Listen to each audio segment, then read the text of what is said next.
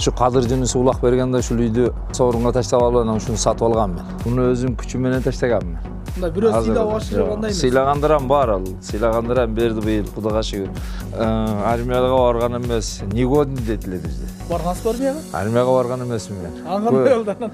Анан көзүм көрлүгү менен анан. Бу катыным сүйлөшпөй эле качырып эле алып алгам мен. Аталарыбыз айтып калчу эле илгери. Катынды алсаң кулагы чоң болуш керек, же буту чоң болуш керек. Же оозу чоң болуш керек деген.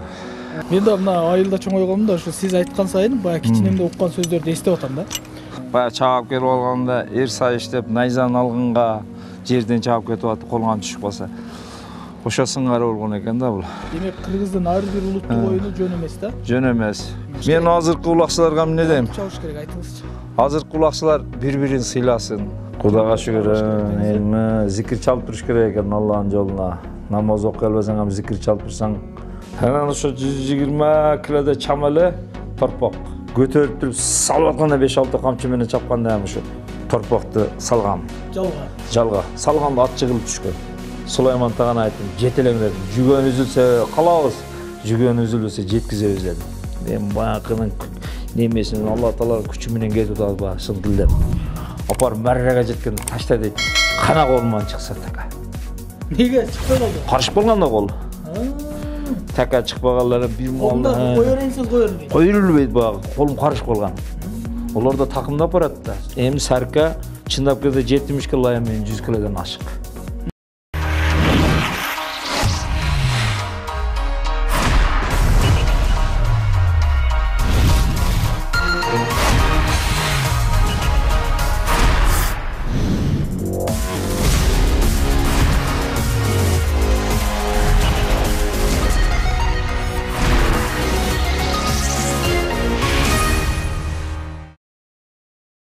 Саламатсыздар урматтуу телекөрүүчүлөр.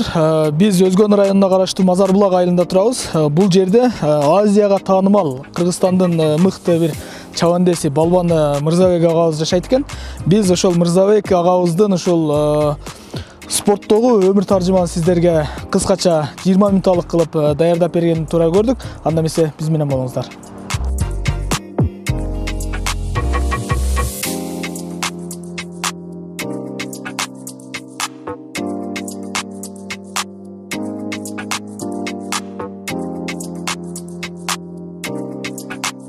Көптөн бери ушул интернетте, соц тармакта ушул баягы чабандестердин жана улакка кызыккан биздин деги эле кыргыз элинин сунушу боюнча келип отурабыз да сиздин үйүңүзгөчү. Ушул кишини тартпайсыңарбы? Убагында ошо Азияны дүңгүрөткөн бир чоң улакчы болду эле, азыр деле улак чабат экен. Бизге ошол кишинин өмүр баягын кыскача чагылдырып берсеңер деп сунуштар боюнча келип калдык. Даярсыз да? Даярбыз. Үйүңүздү келип эле сураштырбай эле таап алдык өзүңүздүн айтууңуз боюнча эле. Эми улак чапкандын себеби жашыбыздан ата бабабыз чоңойткон экен. Анан Алла Таалам берген экен. Элибиз жакшы неме болгон жашыбыздан көрбөгөн күндөрдү көрүп чоңойгонбуз. Палбан болуш ham өтө кыйын нерсе да. Жаша. Жөн эле палбан болуп калды. Жөн палбан боло албайсың. Биздин эми жашыбыздан ушу атка немеге жетиш үчүн, улакка жетиш үчүн сапкозду коюп атканбыз. Кали деген чабандес акам болгон, улакчы, палбан болгон эле. Ошолордон тарбия алганбыз. Токо дегендерден тарбия алганбыз. Муса дегендер болгон. Чаңгеттен көп аксакалдар болгон. Ушу палбан кишилер болгон. Ошолордон таалим алганбыз. Капар деген болгон. Төлөшүп Капар деп. Ушулардан анан Самандар деген абам болгон, атам анам неме болгон, улакчы болгон. Андан Талай деген баласы болгон. Күчтүү. Өзүңүздүн ушул өзүнүн ата бабалар. Улакчы болгон экен да. Чоң атам өзү улакчы болгон өзү. Чоң атаман кийин ушу акаларым, абаларым, өзүм атам улакчы болгон. Ушу Анарбай акам, мына Кошунам акам улакчы болгон, ушулардын атасы улакчы болгон. Полный баардыгыбыз ушу бирге неме болуп чоңойгон. Бул жерге келип калган себеби мен өзүм Сузакта чоңойгом. Жалалабадта Сузагына 3-класска кадер окуп, Малканада окуганбыз. Биринчи башталганда атам Рамал букага катылып атышты. Калил акам мал багып, сапкоздун малын. Ошо букалар жетелеп чогулуп эле мине берет элем, жаш бала элем. Кичинеңиз деле? Кичинем деле, кызы. Көргөнүңүздү кыласыздар? Ооба, көргөнүмдү кылып, aşağıны жетелеп чыгып алып эле баягыны мине берет элем.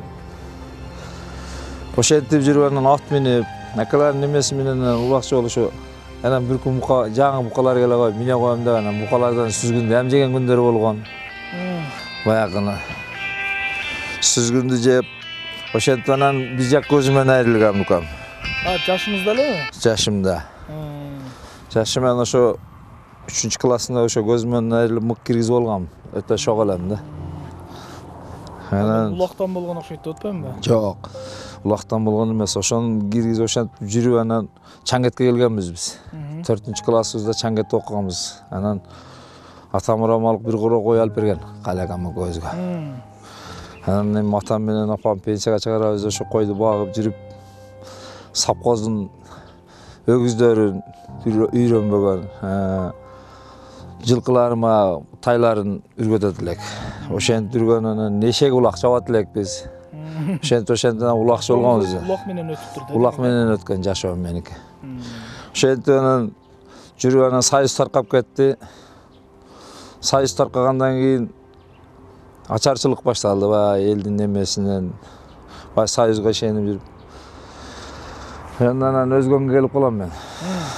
Сузактан бирөөлөр туруп калган, побег кылып өзгөнгө келип, эч ким тааныбайм. Анда камерамалыкына келип, качып келип. Ошондон секин улак чаап отуруп, биринчи келген ошо Мырзарыкты улак чапкам. Бабы деген аксакал бар, о кычырап турган маалы бар. Бул эми чоң улакты айтып атат да, чоң улакка аралашканыңызды айтып. Чоң улак аралашып. Анан ошолорго барып айтат элем, улак ашырып койгула деп.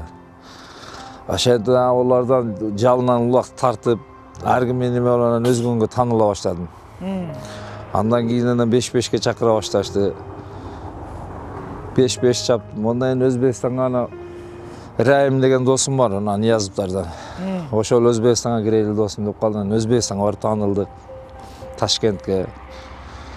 Андан кийин Өзбекстандын койлору чыгып жүрүп, жаманатты кылып мени, ол побег кылып Казакстанда жүрдүм. Казакстанда улак чаптым. Şu Kadir Cünüs'ü ulak bergende şu lüydü sorunga taştap alıp şunu satıp algan men. Kanday bul sorunga koyuldu öyle?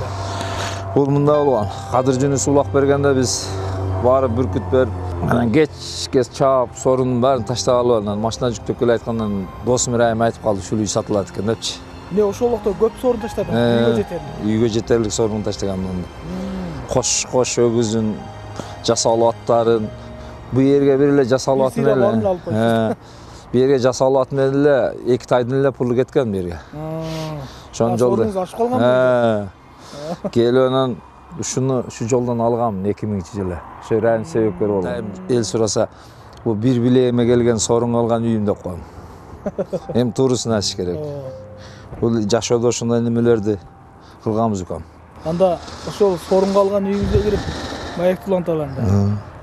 Өзгөндөгүн айтып койду. Тажикстан, Афганистан, Бухара, Самаркандын чапкандан эчкенде. Көп жер чап, пул чапканда кыштын күнү жыңала чабат эле. Кийин кийбейт эле. Терде ошентип чабат эле. Киргенден апчырат. Мунун алдында өтөр убакыт жок болчу. Эми азыр жаштар чыгып, жакшы. Бир өрөндүн намысын сактаган жигиттерден өндүргөндө аябай жакшы чабат эле. Ак чабат эле, таза чабат эле. Аттар зарылында ат тура албайт. Каерде улак болот десе болду. Деген таман таштап кетет.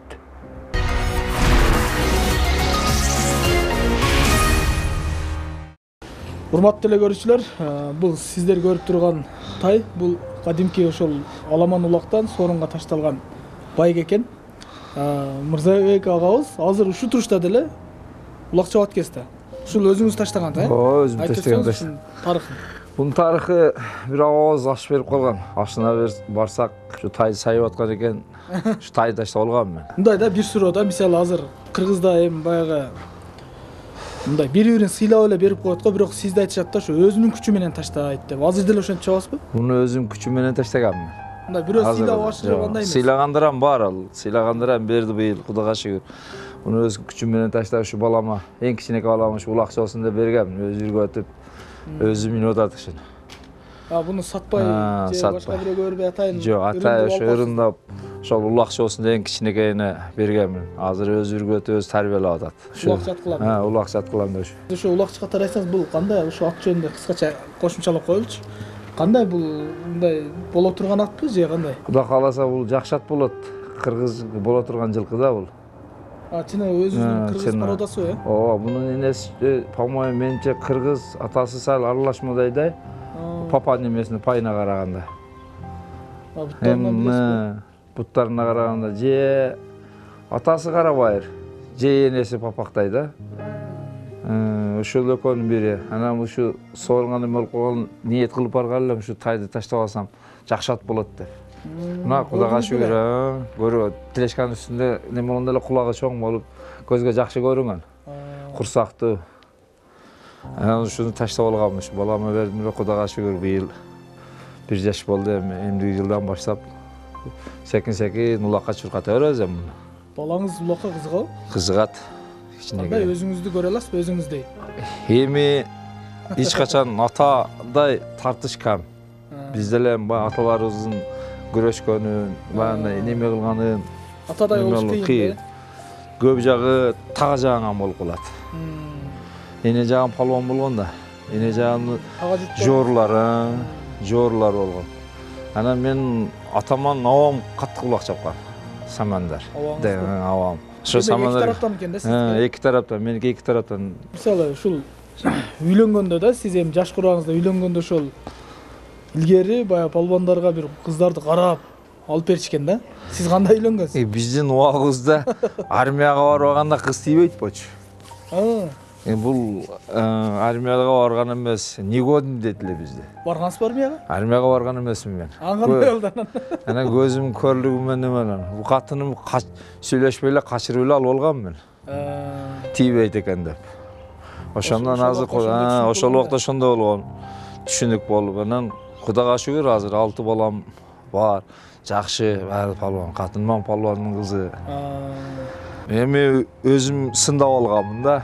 Вечерге барганда эле мындай көрүп кала, значит, жан баштары мүчөлөрү жайында экен деп эле алып алгам мен муну.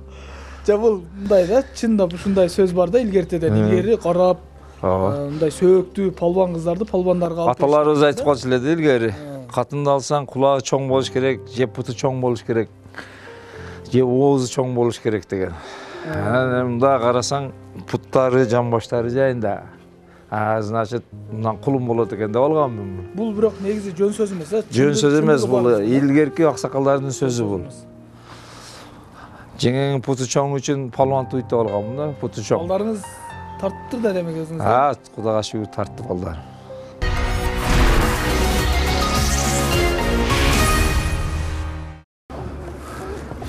Эми ушу улакчы аттар, ушу ниет кылып алган аттар да. Муну ушинтип бакканбыз. Муну жеңең карайт. Биз ат карабайбыз. Так жаныбар. Өт жаныбар. Балды. Билесиң өзүң.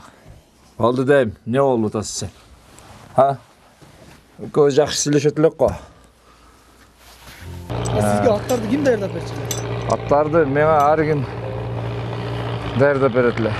Ар кимдин аттарын чабат элем. Капа кылбай турган кылып. Ушул жерде суроо да, мына сиз бирөөлөрдүн атын чабат элем деп атпайсызбы? Азыр менин досторум да бар да чабан десичи. Ошо бирөөнүн атын чапканда кандай кылат эми, мисалы бир төөгө таштап алдыңыз, бир сорунга таштаганда? Эми төөгө таштап алсаң, ошол аттын эгесинен биринчи сурайсың. Же сен ал, же мен ал. Шарты кандай ошондой? Шартында эми тең бөлүнүш керек. Тең бөлүнүш керек, э? Ооба, төөгө канча болсо, мисалы үчүн 50 000 болсо 25 000 бөлүнүш керек да. Кандай сорун болбосун тең бөлүнүш? Кандай челек алсаң ham тең бөлүнүш керек.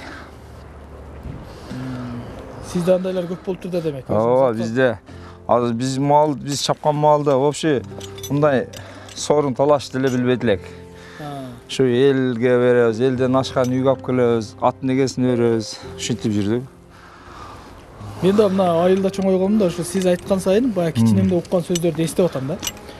Улакчылар көп да, мына өзүңүз айтып калдыңыз, ошо биздин айылда балбандар тааныйт экен. Ошолордун сүйлөшкөнүн угуп отурсаң, биз илгери жөн эле бир болбогон нерсеге деле улак чаба берет элек. Чыныгы баягы улак чабыш үчүн аракет кылат элек, сорун үчүн эмес деп айтып калышат да. Бул улакты жихет деп коет экен да, бул адам өзүнү үргөтүш үчүн боюнга Анан эпчилдик үчүн улак чыгарган экен да кыргыз. Жоокерликти, батырлыкты, күч, эпчилдикти.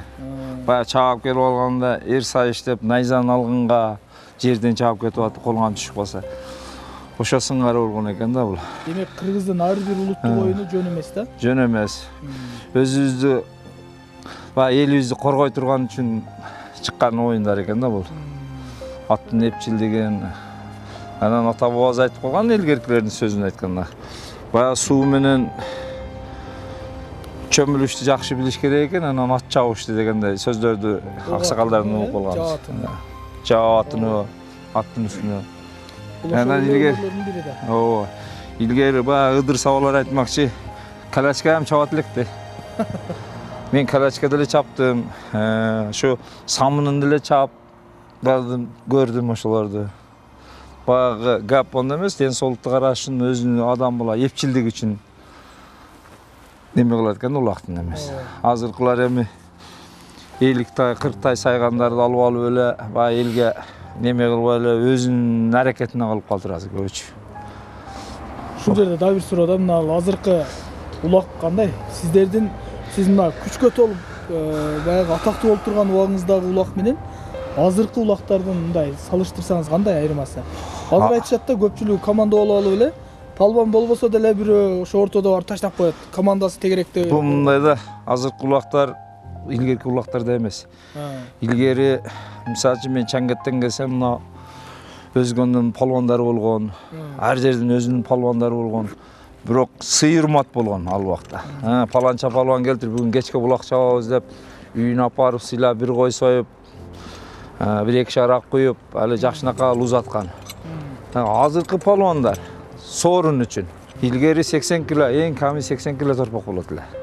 Болбосо адан жогору. Жогору. Мисалы үчүн мен Чаңгеттен келсем, паланча палван Чаңгеттен келип калдыр деп коюп берет эле. Коюп бергени кандай? Сиз эңилгенде ат салбайт эле. Жерден көтөрөт элек, көтөрүп жалга салып андан тосот эле адам. Анан паланча жерге таштайсың дейт эле, ошол жерге элестетип коер, азыркыдай эле аттар тосот эле. Катты күчтүү аттар менен урдурат эле. Азыркы аттардан карагача илгерки аттар бир ат 30 атка татый турган ат болчу илгерки аттар. Азыркылар бүт эле акчасы бар, эл кылат десе, ат кылат десе, ат кылып алып бири-бирин салып, путун сындырып, бири-бирин камчы менен сабап. Ошол каяктан палван. Коюп бербейби азыр, Азыр коюп бербейт. Азыр толукка бири-бирин урдурат, адам түшүрөт. Баардыгынын адамдары бар азыр. Кандай адам түшүргөнү кандай? Ошол улак чабып атканда паланча деп чакырат, ол паланчасы келип түшөт. Аттан түшүп эле көтөрүп. Аттан түшүп турган, жерден нарактан сүдөрөп келип көтөрүп берет. Азыркы палван, азыркы палвандар палванды сыйлашты билбейт. Аксакал сыйлашты билбейт. Эл карап турат, аны эл эле чечет. Эч качан өзү миң аракет кылганда ham аны эл чечменче ол палван боло албайт. Эле бизге окшоп карып калып, сыйлап көтөрүп берсе, ошону урматташ керек. Азыр бизде урматтабайт. Азыр жа деген атасынан урматтабайт сорун үчүн. Ушул жерден кайрылып, ошол жаш болочок улакчыларга, азыркы улакчыларга бир кайрылуу жолдоп коюңузчу. Кандай чабыш керек? Мен азыркы улакчыларга эмне дейм? Чабыш керек, айтыңызчы. Азыркы улакчылар бири-бирин сыйласын. Палван болом десе бири-бирине коюп берсин. Наркы үрөөндөн келсе, берки үрөөндөн ошолго кой союп сыйлап, үйүнө апарып, кембагалы болобу, бай болобу бирдей көрсүн.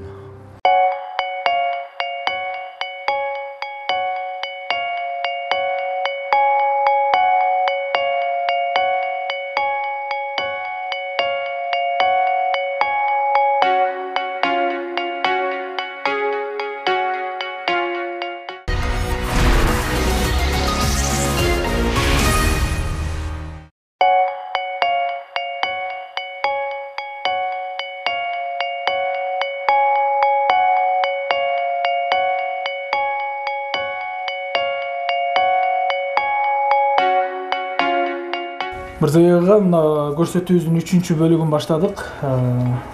Сиздин бул жерде ардак грамоталарыңыз аябай көп экен, дагы жоголуп кеткендер дагы ушунча көп деп атасыз. Эми булар тууралуу сөз кылсак, албетте биздин убактыбыз жетпейт. Мен ушул жерден сизге суроо берейинчи. Мына ушул ийгиликтерге жетиш үчүн бул аябай чоң мээнет, анан атактуулук алып келди да. Мында атактуу болгон кандай экен? Атактуу болгон эми жакшы да. Абыр экен. Бул тууган элиң үчүн Абир экен бу. Кыргызстанды байрагын көтөрүш өтө кыйын нерсе. Буну көтөрүш үчүн канча даражаларда, канча жерлерде жүрдүк. Көрбөгөн күндөрдү көрдүк. Күлгөн болгонбуз. Элге жаман көрүнгөнбүз. Мына жакшы болуп азыр баарыбызга таанылып палван болдук. Кудайга шүгүр, мына жүрөбүз азыр эл катары. Ошондо Азиядагы өлкөлөрдүн бардыгына эле бардыгына барды. Немеден Алтайский крайдан Амураң деген дагы бир 5-6 палван болчу Алтайдан аттар эстен чыгып калды. Кытайдан таанышкан палвандар бар эле. Афганистандан таанышкан достор бар эле, бүт улакчы палвандар. Үзөңгүлөш ошо Акаевдин маалында бүт нашын ошондо алганбыз, биринчи место. Неме кылган эмебиз ушу Акаевдин кубогун кармап. Президенттик кубогу турбайбы? Президенттин кубогу кармаганда. Эми ушундай атактуу болдуңуз деп мен суроо бергеним себеби адамга көз тиеби экен? Адамга көз тиет экен. Адамдын назары чата экен. Быйыл мына 2 жылдан бери каттыраак неме болуп, кыйналып эми өзүмө келип атам. Адамдын назары жаман экен. Адамга дагы элдин потасы менен эл ушунчалык колдоп жүргөндөн, анан неме кылгандан ушундай калган жүрөбүз мынантип. Бир жагы элдин потасы алып калат экен көп нерседен. Кудайды унутпаш керек экен. Ичсең ам, жесең ам Кудайды унутпай туруш керек экен. Ошо Алла Таалам ошо дайым ден соолук берет экен ошол адамга. Кудайга шүгүр, зикир чалып туруш керек экен Алланын жолуна. Намаз окуй албасаң ам зикир чалып турсаң, Кудай Таалам кечирет экен көп нерселерди. Азыр Айылдаш агаңыз айтып өттү да, сизде мындай улакта чечине болуп чабат эле мындай. Мен өзү жашымда өзү чечинип чапкам. Эмнеге Футболкача. Кооптуу эмеспи сизге? Эми ал жерде аттын башы тиет, камчы тиет. Себеби мындай да, мага канча удар тийсе, канча камчы тийген сайын мен күчүмө кирет элем. Эмне себептен? Себеби туулган рожденным ошондой экен меники. Мен ата бабам өзү жашыбыздан башка урушканда ушу бир муш же бир катык нерсе тиймейинче биз күчүбүзгө кирбейт элек. Бул Кудай немесе биринчи ошолордон өтүп, ошолордон калтак жегенден бизден баштайт элек. Ансыз бизге күч кирбейт эле. Ошон үчүн мен постоянно чечинип жогом. Канчалык аттын башы тийсе, мен ошончолук ырахат алам. Канчалык камчы жесем, ошончолук ырахат алып чабам мен улакты. Мен жашыман өзү ошондой чапкам. Сиз жана кадр сыртында сүйлөшүп калганда айттыңыз да, палван улакчы болот, анан чабандес, эпчил улак. Сиз кайсынысына киресиз? Ушул жөнүндө кеңираак маалымат берсеңиз да. Мисалы, палвандар кандай болот, чабандестер кандай болот, мисалы? Палван менен чабандес бир эле наам болот. Чабандес деген ол эпчил адамды айтат. Палвандын өтө күчтүүсүн айтып коет. Ошону чабандес деп коет. Бирок палван болбой туруп деле чабандестер барбы? Палван болбой туруп чабандестер бар. Ошону эң күчтүү палван болбосо ham ошолор палван катары кирет, бирок палвандан үстөн болот алар. Эпчил болот. Олар баш иштеген палвандар болот. Палван деп коет, ол палвандар кара күчү бар, чыныгы палван ол деп эле сүйлөгөн сөзү ham башкача болот ал. Нага ошолор арасында беркиндей палван бар. Олар дөперес палван деп коет. Эгер палван дагы болуп, кара күчү болуп, бирок эпчил дагы болсо анда аябай күчтүү улакчы чыкса. Ол ондон эң күчтүү улакчы, зибер улакчы деп ошол айтат. Мен чапканда сиз кайсысына киресиз? Мен чабандесине ham кирем, палванына ham кирем мен. Туура айттыңыз. Сизде ошондой улакчылар ошондой сыпаттайт дегенде сизде? Себеби дегенде мен өзүм өтө намыскөй баламын. Азыр айттым го, ака сиз эмне үчүн жыңалаш чабасыз, эмне үчүн чабандестигим, эпчилдигим өтө тез кыймылдайм. Улакчап. Палвандыгым канча камчы жесем, ушунчалык чыңалам да ушунчалык көтөрөм любой торпогун. Азыр уштендим да ушундаймын. Азыр деле ушундаймын. Азыр себебинде мага Кудай берген нерсем ошо. Биздин ата бабабыз, мамай атамыз ошондой болгон экен, кыйын киши болгон экен. Атабыздын уругунан ошентип кеткен. Тагаларым жоору болот, апам палван киши болгон. Мына Сулайман палван, мына немелер бүт ушу жоорлар менен палван тагаларым болот, тага жуттарым болот палвандар. Канча килограммга чейин көтөрдүңүз торпокту? Мен ушу досум Анжанга Маргаланга эрчитип барганда район улаана барып калдык. Район улаана барсак 11 ушундай торпок таштады. Бат торпок таштаганда мен өзүмчө шок болуп калдым. Бул эмне 11 торпок таштады? Ал көрсө район улаа экен. Телешканы тосуп атканда 11 облус ошо облус, 11 облус bu. Ошолор алып келип таштайт экен улакты. Анан торпокту ким кыйын болсо, кимиң эпчил болсоң таштап ал дейт экен. Мен ошондо 8 торпокту катар таштап алдым. Машина таштадым, элдер баягы 4 торпогу бөлүп кетти, аксакалдар келип потасын берди. Биз түшүнбөбүз эми биринчи барганбыз. Кийин анан 11-чи торпок бир кунажын алып чыгып 120 кило бар да мен мында чамамда. Салмагы? Салмагы ушунда. Мына деле келет бир тапылдап. Келип таштады. Таштаганда эч ким көтөрө албаганда мен шарт кирип 2 пайдан алып көтөрүп салганда ат жыгылып түшкөн. Кадимкидей. Анда болуп турган мал. Ошондо сен айтмакчы бирөө аркама трос камчы менен чапканда баягы мени чапкан сен камчы менен өзбектер. Мен чейре алып салат элем торпоктучу. Анан ошо 120 килода чам эле торпок. Андан деле ордой көрдүм же ошо 120-ны ченеп койдум мен. Жанбек деген ошол Өзбекстандын бир палваны бар эле. Ошо палвандан кармап туруп атын бергенде көтөрүп туруп салып атканда 5-6 камчы менен чапканда ошо торпокту салгам. Жалга. Салганда ат жыгылып түшкөн. Анан мен салгандан кийин жыгылып түшкөндөн бирөө чаап келип анан жипке салып кетти торпоктучу. Булар анан 4 метр жип менен сүзүрүп алып барып трубунун астына таштай берет экен, сорун бере берет экен. Бизде андай жок болду. O торпоктардан кийин намызым күчүнөн кайра көтөрүп барганда баягы ар жердин палванына өзүнө кыйын да. Камчы менен ат менен урдуруп атат. Аттар менен тең сүзүшөсүң, камчыны жейсиң, ошентип отуруп көтөрүп салып алып чыгып жеткизейин дегенде атым жарабай калат. Ат жыгылайын Абдулакага берем, Абдурахмандын баласы. Ошол килемге алып барып таштайт. Экөөлөп таштап. Анын аты күчтүү. Аты күчтүү. Ошентип ошо Өзбекстанга барганын биринчи барганым ошондон башталган. Ошондо мына Райым досум барган мен. Анан кийин ана Пастбенкке спонсорлор чыгып анан секин аттарын берип атыр. 10 күнбү, 12 күн улак болгон. 12 күн улак болгон. Катар боло берет экен жердечи.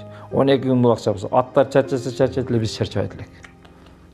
Машыга ойлойсуздар же сиз мындай машыга ойлойсузбу? Жок, биз машыккан эмеспиз. Машыкканбыз, бир ондай эле тренировка кыла бербейт элем менчи. Мисалы спортсмендер ошол чарчабаш үчүн мына дыхание деп коет.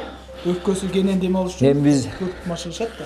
Биздики бу кой багып жүрүп эле, анан чуркап жүрүп эле баягы ичип жеп жүрүп эле дыханиябыз ачылып жүрө берген экен да. Таза, табигый таза табигый. Анан аландан улактан чыкканда мен постоянно ушу муздак сууга көбүрөөк жуунат элем, чечинип. Суу болуп атабы, сайда агып атабы, мага кызыгы же эле шарп бар жуунуп. Жай кыш карабайсызбы? Жай кыш карабайт элем. Жайда болбойт эрде улак, кышта болот. 90 түшкөн мына азыр резем сезон мал улактар. Ошол малдан барып чечинет элем, бир зарп калбайт эле жонундан. Кайра чыңалат элем, эртең кадимкидей эртеси дагы чаба берет элем. Саар менен туруп бир жуунат элем муздак суу. Кайра кечке чаба берет элем. Дыханиям ушундай ачылат эле. Азырам ушундайм. Кыйналсам 15 мүнөт кыйналам, 15 мүнөттөн кийин тансаң да чарчатам, улаң ham чарчатат элем. Биздин историябыз ошондой да. Bir улакта мисалы, bir күндүк улакта эң көп сорун канчага чейин таштадыңыз? Bir күндүн канча сорун уттуңуз? Bir күндүк улакта мына Кадыр Жүнүсовдун 1 КАМАЗ сорун алгам да. Бир төөдөн башкасын баардыгын алгам. Баардыгын алдыңыз? Төөдөн башкасын баардыгын алгам. Баардыгын эле сиз алабсызбы? Ошондо ошо чаап алып анан келет анан Райым досум мына үй сатылат дегенден ушул жана айтканыңыз ушул үйдү келетип эле ушу алып алгам мен. Атты базарга алып чыгып 10 миңге саттым. Тай 5 миң дагы бир тайын сатып 2 тай бир неме эле келген үйүм ушул. Ошо эң күчтүү немен. Анан бир күндө улак чаап бунусун тазалап чаңгеттеги машина, тайпайын тазалап 1 сааттан кийин Корсетке келип, Корсеттен бир машинасын уруп кеткен. Башка улак барып? Экөөнүн аралыгына 1 сааттан урал аралыгы. Ondan кийин мына Мамат Орозбаев улак берип калган экен. Чаңгетте улак сайып, Мамат Орозбаевдин улагына жеткизип келип, бир телевизор менен бир машинасына таштап кеткен.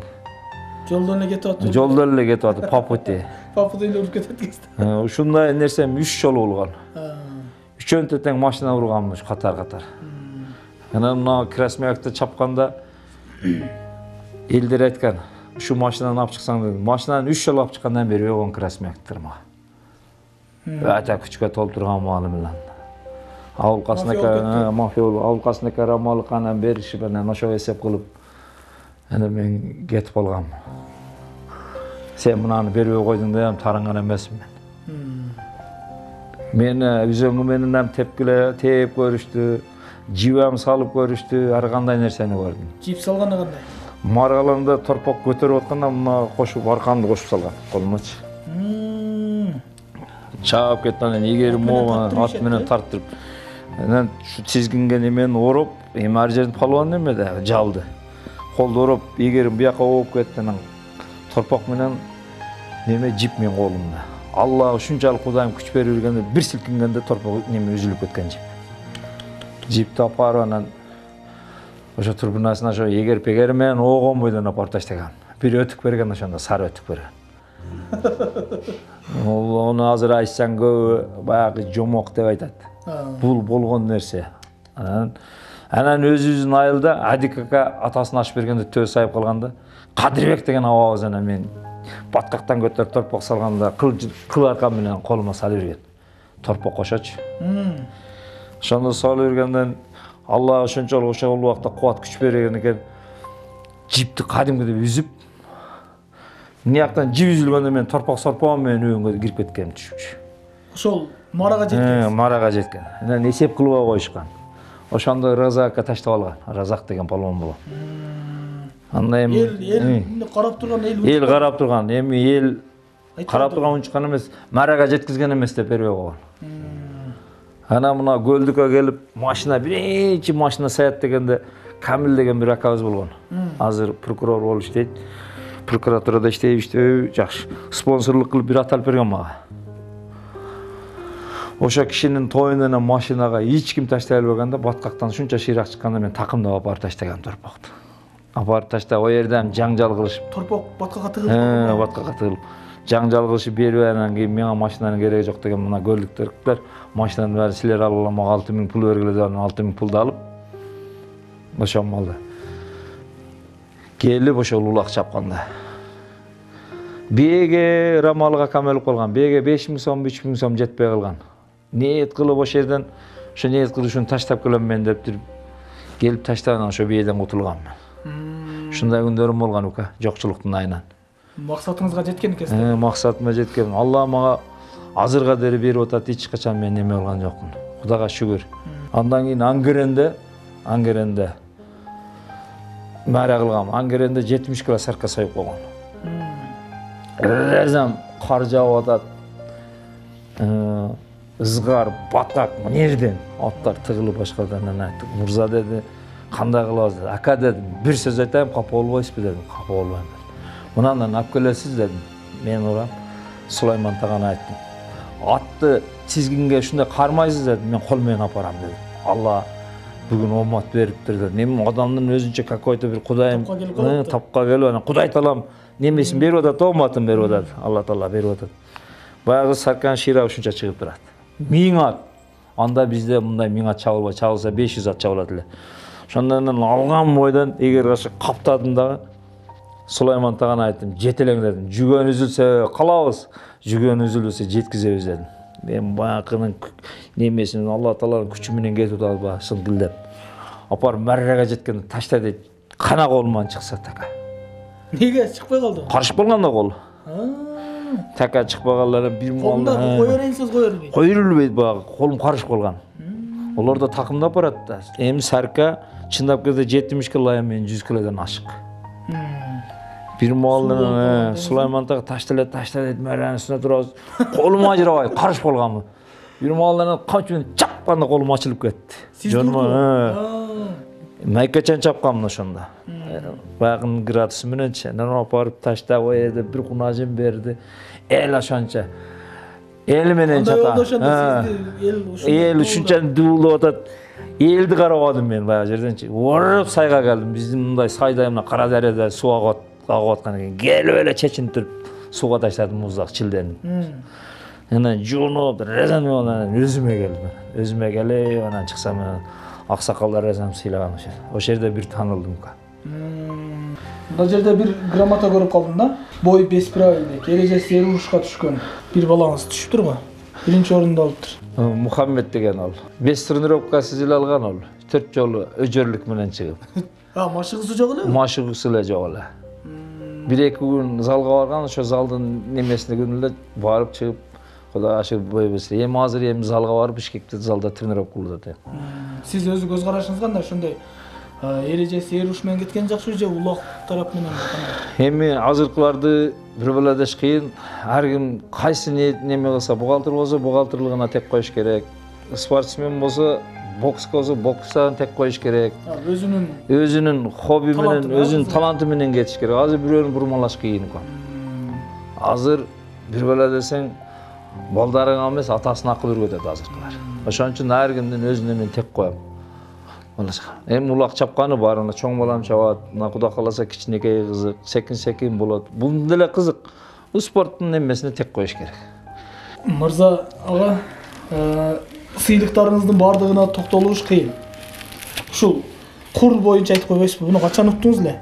Бул курду жакында эле өткөн. Ооба, Жылдыз деген баласына той бердим. Мына жерде жазып койгон. Ошо той берип 2020 жыл башта 2020 биздин эң атактуу сыйлыктуу палван акабыз деп эл ошончо неме кылып мага коюп берген. Анан мен алып чыгып таштагам, ошондо беришкен. Жылдыз деген укаларым берген. Эл ошончолук парктаган. Мени парктаган үчүн ошо алтын курду берди ошо элим. Ошонун немеси. Андан да бир алтын курум бар эле. Мынакта эл сыйлап берген, ал алтын куруму кайра эгесин өзүнө укам, сен да туруп тура берсин, мен да жок болуп кетет деп эле кайра берип койдум. Эми болгон нерсесин айтыш керек. Атасынын немесин ашында неме кылган. Акыркы суроом болсун. Ушунча атактуу болдуңуз, ийгиликтерди жараттыңыз, элдин ушундай алкоосуна таттыдыңыз, ушунча кадыр топтодуңуз да. Кимдерге ыраазычылык айтасыз? Бирөөлөр себепкер да сизге ушундай. Менге ата-энеме ыраазычылык айтам. Акаларыма ыраазычылык айтам, элиме ыраазычылык айтам. Биринчиден апам төрө ушу атам экөө ушу даражага жеткизип койгон экен. Акам камчы менен сабап жакшы немелерге жеткизип койгон экен. Мен ыраазы тарбияга жеткен. Анан элиме ыраазычылык айтам. Себеби элим болбосо мен мындай даражага жетпейт болчумун. Каерде болсам, тажиги, кыргызы, баарды Тажикстанга барсам мырза дейт эле, Өзбекстанга барсам Мирзабек кепти дейт эле. Кыргызстанга келсем, Казакстанга келсем Мырзабек кепти дейт. Ошолорду парктайм мен баарын. Мени сыйлаган адамдарды парктайм. Анан өзүмдүн элим, өзүмдүн туугандарым парктайм. Себеби дегенде ушу элим көтөрбөсө мен бул даражага жетпейт болчумун. Анан силерге окшогон укаларым парктайм. Рахмат ушунча келип тартканыңарга. Тренировка кылган себеби мен Токойдо бизде жаңак көп эле. Анан бул жаңакка кечкурун барып албай, жаңакка чыгып, жаңак кууп жүрүп, бир Токойдо күндүзү дагы 1 саат 2 сааттан барып кууп, ошентип жүрүп, кечке асылып, жаңактан жаңакка секирип жүрүп, өтүп жүрүп, ошол өтө көп мени тарбиялаган. Анан чуркаганым, дыханиям ачкан, жалаң баа койуп агып, жөө басып, койуп акканым ачкан дыханиям тоодо жүрүп. Ошондон кийин азыркыга дейин Кудайга шүгүр. Анан менин айылыма Кадырбек Курманбек деген абабыз болгон. Ошол Курманбек абабыз рамалык палван, сен Чаңгеттен чыккан Кылычтамгандын жигитисиң деп ошол менен спортзал салып, өкмөттүн эсебинен спортзал ачып берген. Мен атымдан. Кудай кааласа анан бир көрсөтөм максаты. Азыркыга дейин бар. Элиме койгон экен, элим ушун гана немеси даражасы бар деп канча адамдар талашканда менин атым ошол жерге койдурган. Курманбеков Кадырбек деген абабыз койдурган. Азыр бар ушусу. Ооба. Эми келечек муунга үлгү болсун деп сиздин атыңызды коюптур да. Жакында мына федерация деп мына Дүмбүлак айыл өкмөтү сарайга жер бөлүп берип атат. Мен өзүм жаныман федерация кылып, сарай салып, дагы элдин даңкын, элдин немесин көтөрөйүн деп ниет кылып койгом. Эмне кылайын деп сол жерде? Федерация кылам. Сарай, ат сарай салдырып, балдарды машыктырам. Көкбөрүгө, улакка? Көкбөрү, улакка. Жакшы. Менин кесибим ошол. Бул кандай болот эми? Кандай мындай эреже менен келип? Эреже менен мындай, эрежеге 5-5ке, анан торпоолакка, жакшы тартипке чакырып, элими ынтымакка чакырып, өзбеги, кыргызы, Ким келсе келе берет. ким келсе, ким кайсы райондан келсе, ошолорду мен жакшы немеге тарбиялаганга ушу сарайды салып атам, ынтымакчылык үчүн. Ниет кылып койдум, Кудай кааласа, мына документти бүтөйүн деп калды. Жакында ошондой бүтсө эле баштайм. Эми өкмөттөргө барам, айыл өкмөткө барам. Биздин Ирис Соккузда жерлер көп. О жерден 70 гектар чабандестерге жер бөлдүртөм. Оэлчеде жер көп, о жерге аттарга, жемге жер бөлдүртөм. Мен Кудай кааласа президентке дер барып. Мен элим үчүн кылам. Себеби элим ушундай мендей болуп, даража болуп өсүш керек балдар. Биз кызганбашыбыз керек. Биз өзүбүздүн Кыргызстаныбызды көтөрүшүбүз керек. Улуттук оюнду да улуттук оюнду мына эң ишибиз жок болуп кетти. Кызгымайыбыз жок болуп кетти. Тыйын эңмей жок болуп кетти. Ушулар даңазага чыгарып, ушулар тренировка кылдырайын да. Мен эмне дейм, ушу силерге биринчиден рахмат укам. Анан ушу Нуркожоев деген өзүбүздүн президентибиз бар, Садыр Жапаров. Ушундан суранам, шуну колдонсо, балдарды колдоп берсе, бул даражаны Кыргызстан таанытканга Кудай кааласа ниет кылып койгом. Ошо Алла таала буйруса, мына камчы Ташиев экөө. Мен менен тең Кудай буйруса колдойм, ошолор колдосо мен Кудай кааласа шуну кылам. Эл үчүн, мен өзүм үчүн эмес, эл үчүн. Биз тарбиялап мындай өстүрбөсөк, биздин муундар бара-бара жок болуп кетет. Кыргыздын менмин деген жигиттери, Ош облусунун өзбеги, башкасы менмин деген улуттун палваны чыкпаса, биз эч качан таанылбайбыз. Кыргызстан жараны болсо, ошолор таанытышыбыз керек. Азыр мен ошолордон суранып кеттим, жакында барам, Кудай кааласа. Ошо ниет кылып койгонмун. Шуну кылмай болсам, элим ынтымакка келет. Кудай буйруса, Мырзабек ага, бул идеяңыз сөзсүз түрдө президентибизге жагат деп ойлойм. Ошол иштериңиз ишке ашканда Кудай буйруса ошол сиздин атыңыз ыйгарылган ошол спорт залга дагы барабыз. Бардык жерди Кудай буйруса ошол телеге, соц тармакка тартып чыгарабыз. Бүгүнкү маегиңиз үчүн рахмат сизге. Аябай кызыктуу куруп бердиңиз. Силерге келгениңерге рахмат.